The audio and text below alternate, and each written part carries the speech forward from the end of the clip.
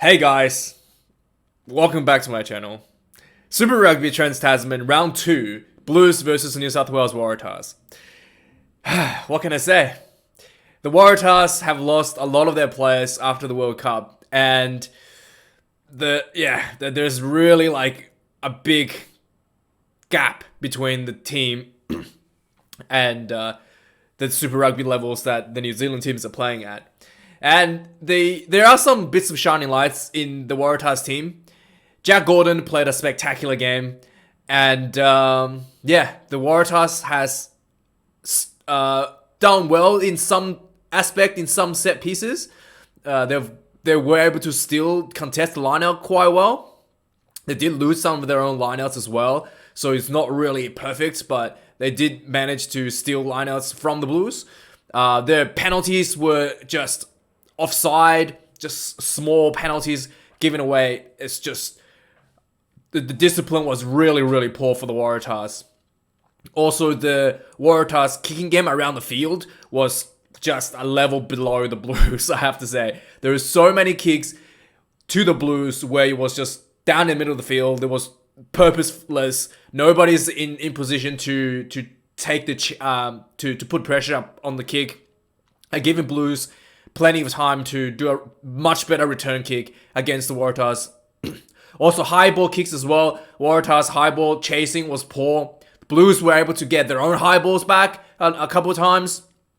Scrums, the Blues have a little bit of advantage as well in the scrums, but it wasn't overall too bad. The set pieces from the lineouts, the Blues seemingly a lot stronger in terms of rolling mauls. And the Waratahs seems to be still kind of like in a learning phase, I would say, as to how they should be dealing with the rolling mauls, especially really close to their lineout. There was one where they literally contested a lineout throw where they knew there was going to be a rolling maul, which literally led to a try. And the Waratahs' biggest and most frustrating thing for the team will be their tackling. It was just atrocious watching missed tackles everywhere. Like, it was really, really poor. Maybe the Waratahs needs to get, I'm not sure if they are already doing it, but they probably should get like a wrestling coach to come in to get the boys get their tackling techniques better.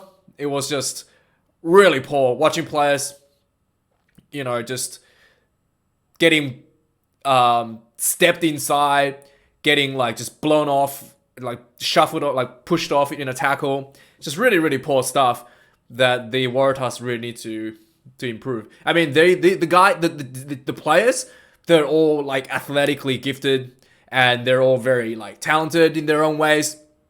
I just think it's a technique issue. They really should just get like a wrestling coach or a proper tackling coach to come in and just drill them on their tackling techniques and get used to that scramble, basically.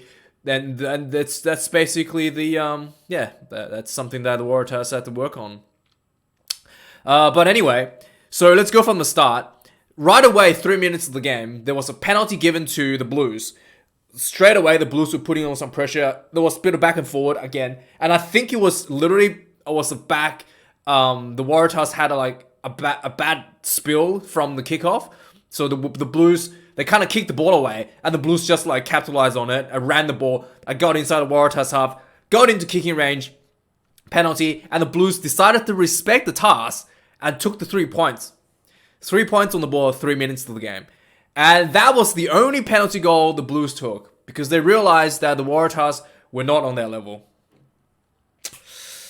Anyway, so the first try came for the Blues at 7 minutes into the game. 8 minutes in the game. The Blues center is it number 14. The blue blindside winger. His name is Bryce Him. He is absolutely Superman this game. He played extremely well this game. Every time he got the ball was just a threat. Like, he made so many line breaks. Was just an absolute beast on the field. So congrats to him for his outstanding performance. And he was the person that got the first try for the Blues 7 minutes into the game. So there was a basically the number 9 from the Blues took the ball and ran around the ruck, and the Waratahs just had a gap open next between the ruck and the 9-10 channel, basically in that area. He runs through. He got really close to the line. There was a penalty. The penalty went for a maul, and then that went into a penalty again. The Waratahs is on the back foot. The Blues opted for a scrum instead of with the second penalty, instead of going for another penalty line-out. Opted for scrum center field, but that was basically the right decision. A couple quick balls later, quick faces later, there was a big cut-out pass to him from to Bryce Him from Black. And like you can see on TV, it was kind of embarrassing, the Waratahs defense. People were literally slipping everywhere, and it was just like missed tackles. Basically, there was at least one missed tackle on, on Bryce Him. Try time into the corner for the Blues. 7 minutes in, first try, and going forward, there was a lot of back and forth, and the Waratahs, it was a bit of a low point at this point. There was a few players getting injured in the next about 20 minutes or so, and you can see it. The Waratahs tries to play the kicking game against the Blues, and the Blues are just like the next level better. The kicking games of Blues were constantly landing and inside the Waratahs 22 and rolling out to the sideline, forcing a defensive line out inside the Waratahs 22. Again and again and again, the Blues were able to do that. Whereas the Waratahs were struggling to get the return kicks in position. A lot of the return kicks were just like down the center of the field and setting out the Blues for a counter kick or a counter attack. It was pretty poor around this period. And eventually, that led to a second try from the Blues. It was a really bad kick and a bunch of bad kicks going back and forward. And eventually, the Blues tried to do a little chip, and it was charged down by a Waratahs player, but the charge down kind of bounced the ball in favorably for the Blues. So the Blues recovered the charge down, and there was actually just open step space in front of me, in front of the Blues player. And the Blues player just ran. Again, this is him. Bryce Him got the ball, right? And he literally beat like 3 tackles. And then it led to a try for Robinson. A bit of offload to Robinson. Second try for the Blues. 27 minutes in. And at this point, you think, well, the Waratahs didn't step up. Otherwise, well, you might as well just call the game right here. So Waratahs did step up for the next period. And it did look like there was, like, the Waratahs really tightened up the game a lot and stopped, like, they really looked like the structure looked a bit better. The intensity lifted at another level. So a couple minutes later, basically straight from the kickoff, the Waratahs were able to just get quick balls and attacking into the Blues half. And there was this try almost just looked like it came out of nowhere. There was a ruck. Again, Waratahs trying to get quick balls, and the ball just popped out, and it looked like there was a bit of a scramble. So the halfback got the ball, he could pop it out, and he kind of just threw the ball over to the first person he kind of saw on his outside, because he was under a bit of pressure. And the guy who got the ball was Angus Bell, the big man. And literally he just ran and bust through the Blues 10 channel. And he was just like, he just literally like ran and like literally just hard running and struts in for the first try for the Waratahs. It was quite impressive for a prop, I think. Yeah, I think he plays prop. He's a proper loose forward. He's a big man. Struts in for the first try for the Waratahs. It was very, very good for him. And then the Waratahs, at this point you're thinking, okay, please don't give away a return try right away. You have to hold on and try to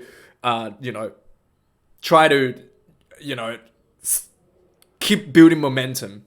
And sure enough, Waratahs were able to build some momentum from the back of that try. The Blues looked a bit sleepy at this point, actually. They looked like they just kind of dropped a bit, and they kind of fell into what you might call like the auto zone. Not auto zone, like the autopilot. They look like they're running under autopilot. So the Blues were just like running the ball, and they're just throwing passes. And basically it was really obvious. The Blues just like the passes are coming from the 10 to the forward, to our forward pack. So the Blues, I think it was the number 10. Not number 10, this was a different guy, actually. So one of the Blues players got the ball. It wasn't Black. He just got the ball from the halfback, and he just threw like a lazy pass to one of the forwards. And Jack Gordon, the guy who's probably the shining star out of the Waratahs team, read the pass perfectly, and he intercepts, and he runs 50 meters, scores the second try for the Tahs. And at this point, it's like, game on. Game on. 2 tries each, and, we have something happening here. Something exciting might be happening. I was getting excited. The excitement didn't last very long. Just before half time, you were hoping that the Waratahs can hold on to this, like, close, I think they were just a few points behind. 3 points, maybe 5 points behind at this point. 2 tries each. So you're hoping that they can go to halftime with the score. But the Blues had the final say. There was a bit of controversial refereeing leading up to the next bit of play for the Blues. So there was a high ball for the Waratahs. One of the Waratahs player was chasing to contest. And he kind of like jumped up and like bumped into Black, who was receiving the ball. And then like they both fell on the ground from the air. So it's not like he was running, and he did take out the guy in the air, but he wasn't like he wasn't really like he wasn't contesting the ball. He was contesting the ball, but he had his eyes on the ball. He was contesting. He jumped up and he kind of like bumped into the player. Both the players were in the air, but the referee decides to penalize the Waratahs player for taking out Black in the air, and the TMO referee was suggesting a yellow card. It was like the Blues is like looking under a bit of pressure. The TMO instantly steps in and tries to play a massive call and try to yellow card a Waratahs player. That was really, really, really poor form from the TMO. And luckily, the on-field referee had his head screwed on properly. He was just like, there was low degree of danger. We're just going to give a penalty. The commentators, the New Zealand commentators reckons that was not even a penalty at all, because they both were jumping up in the air to contest the ball. Sure, the Waratahs players were like below the Blues player, weren't able to get the same height, and he did like, got underneath the Blues player, but he was contesting the ball. He had his eyes on the ball. He was contesting. He didn't like take out the player, and it was like, and both players just like fell down as well. It's not like, there was no danger in that as well. So anyway, they got a penalty. Blues took the penalty, went for a line out, putting a lot of pressure on the Waratahs. They didn't score the first line out, and then they went for a second line out, a repeated penalty. Second line out, they were probably hoping for a yellow card, but it didn't happen. Second line out, and this time they had a rolling maul, and Eklund is the recipient of this rolling maul. Try time for the Blues. The Waratahs made a mistake here. Instead of just like stopping the maul, they try to contest the line out, and they basically giving up an opportunity to set up the defense against the rolling maul when the ball comes down. So they try to contest, but they failed, and the Blues had an advantage coming down with the ball. Whilst the Waratahs are trying to bring their own player down and set up the defense, the Blues are already set up and just roll the ball over. And then there was a peel off kind of thing, a rolling maul. They rolled, they pushed and they rolled. Try time for the Blues. That was a really nicely executed maul for the Blues. So yeah, halftime, 3 tries to 2 and a penalty for the Blues. Waratahs not out of the game at halftime, but going to the halftime, it literally looked like there was more urgency on the Blues side at halftime than the Waratahs, despite the fact the Blues were winning. It's like they almost the Blues were under pressure to really deliver a better result in the second half, whereas the Waratahs kind of just went, let's just keep what we've been doing and keep going. So anyway, it kind of showed coming out of the second half that the Blues really wanted to put the hammer down and try to blow this game out of the water, and the Waratahs were just kind of like stayed on the same pace. And maybe dropped off a little bit. Anyway, second half starts. There was a bit of play. 7 minutes into the second half, the Blues were attacking, and the Waratahs defense once again really, really poor. There was a rock, and there was like no one marking the pillar and post position from the rock. And Rieko Ioane sees the massive like green space in front of him, the green grass, and Ioane goes, "Thanks very much. I'm a Kiwi. I love green grass." Takes the ball, runs straight through. Try time for, it was like a 50 meter run for Rieko Ioane. Try time. He was too fast for anyone to stop that. But yeah, really, really poor defense on the breakdown. Like both the like no one was, there was like two forwards near the breakdown, but not actually marking the breakdown. So it was really poor. Fourth try for the Blues, and then the hurt kept coming.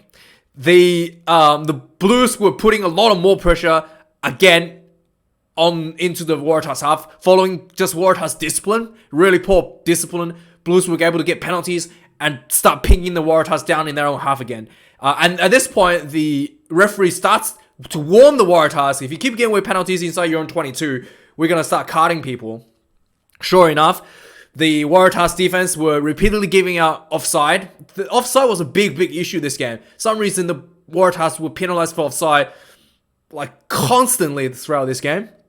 So Harry Johnson-Holmes gets penalized for offside, repeated offside, and he gets sent off the field. So basically, there was a line out.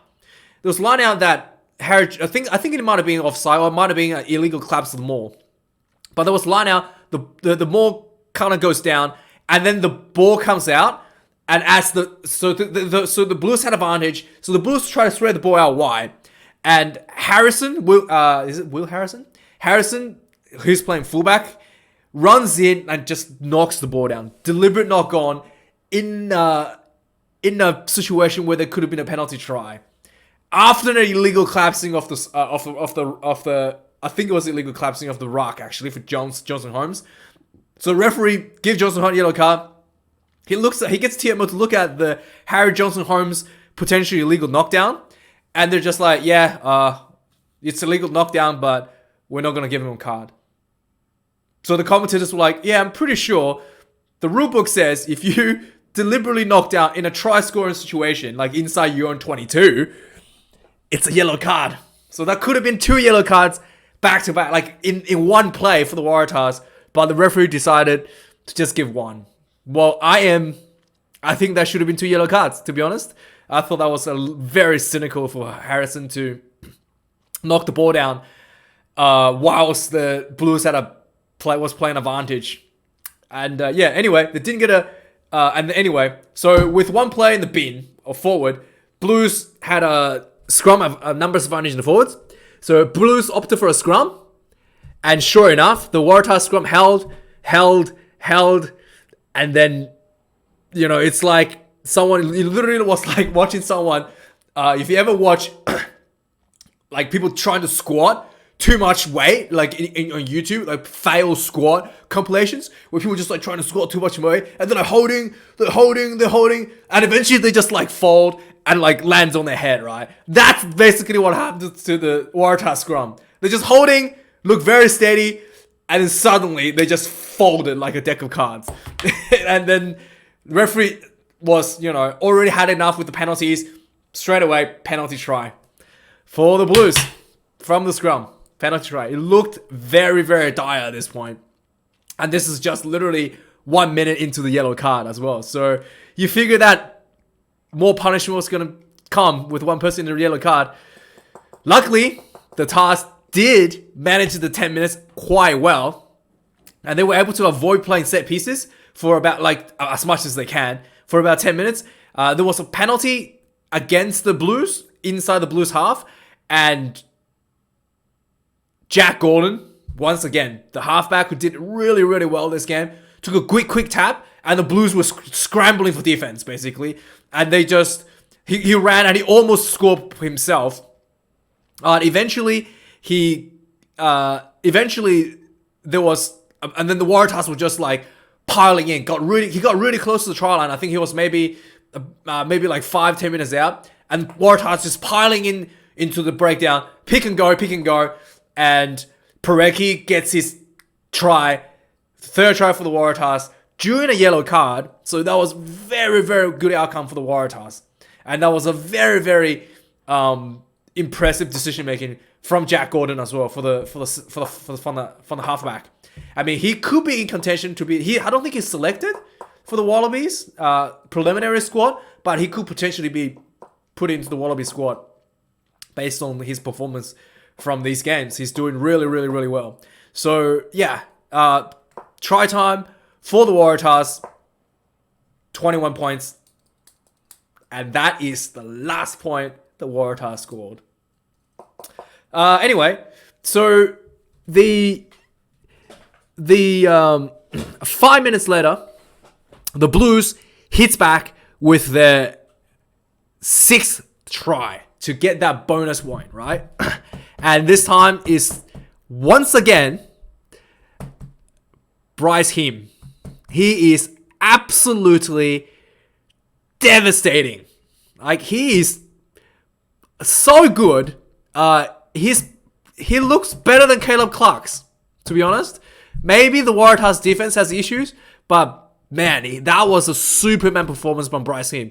He will be, I think he's got the ball more times and made more impact this game for the Blues than the Caleb Clark in any of his games throughout the season. So him, definitely a potential for All Blacks number 14 jersey. This is a very, very good game. He gets the ball. He scores the try. So there was a bunch of missed tackles from Waratahs again, defense. There was, So leading up to this try was that basically, the Waratahs was attacking, and it looked like they weren't going anywhere. And finally, the Waratahs made a tiny break, and the player tried to force a offload, and he offloaded to a Blues player. And Blues counter-attack, made a break, and there was a cutout pass to, Blues made a counter-attack. There was a cutout pass, and the Waratahs were scrambling back defense, and the Blues there was a cutout pass to Bryce Him on the win, and the Waratahs were just too squished up from the quick turnaround, and he just runs in. And there was one player outside of him as well. He just runs in for his 2nd try. And he was not to be done there. He scores his 3rd try, another 3rd try on the 77th minute for the Blues. At this point, it was a bit of academic. The Waratahs were trying to stage a comeback, but was just not going anywhere. And eventually, there was the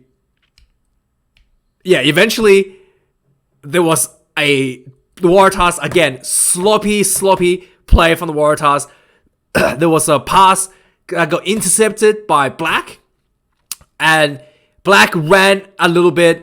As he was getting tackled, he had Bryce Him in support. He offloads to Bryce Him, and Him runs 60 meters to score his 3rd try. And that was the nail in the coffin. I think the nail in the coffin happened a few tries ago. It probably happened on the penalty try. But yeah, that was just, I guess, cherry on top for the Blues fans. 3rd try for Bryce Him. He's played absolutely spectacularly this game. Every time he had the ball, he looked very, very scary. He looked like he looked very the way he's able to cut in lines, the way the way he supports his team. He's always in position to support, and he finds himself with these beautiful, he sets up tries for his team, and he finds himself getting tries in the receiving end as well for being in the right spot to support his teammates. Something that I think Caleb Clark isn't really doing as well as him. So maybe, yeah. I think Clark is going to play 7s anyway, so him will be one of the players potentially filling that gap for the All Blacks number 14 jersey. And he's looks like he's going to do a great job. Anyway, guys, I got to go. The next game is about to start. Thank you for watching this video. I'll talk to you guys later for the big game this week. Brumbies, Chiefs, and the big game. The super game. Reds versus Crusaders. Thanks for watching, guys. I'll see you guys later.